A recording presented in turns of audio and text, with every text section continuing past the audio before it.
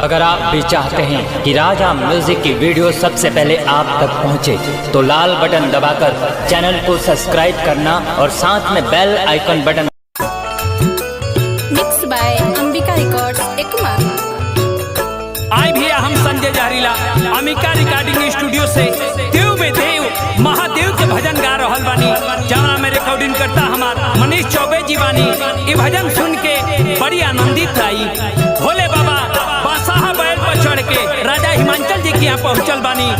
घर में सरफ के माला, शरीर में मिर्गा के छाला पहन के, भूत पिचास के लेके भोले बाबा जब राजा हिमांचल जी के यहाँ पहुँचतानी, सखी लोग देख के अनेक प्रकार के पार्वती माता से जाके कहता कि पार्वती सखी तू यही बरखती तपस्या करता रुहा। पार्वती माता सखी लोग से कहस कैसे, लेकिन मन ही मन शिव जी से प्रार्थना कली कली कि हे प्रभु अपना असली रूप में आई। भोले बाबा से मन ही मन कहत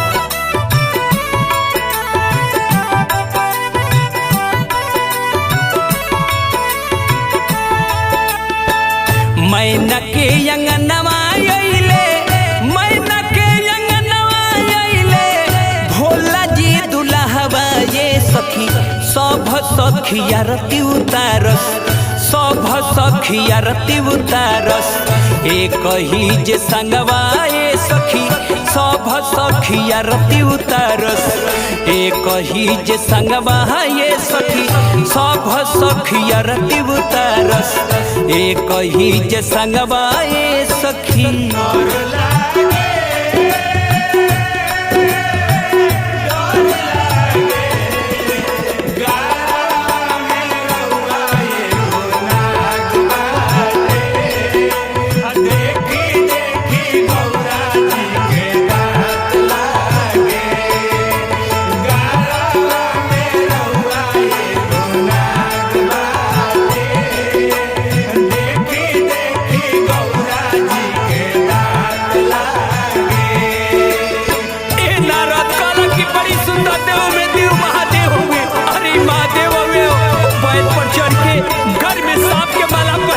भभूत लगा के चाहे नारद तुझ बड़ी गदारी कैलक, गारवा में बावे उनका सापावा के माला, देहिया में पेन्हले बाड़े मिर्गा के छाला।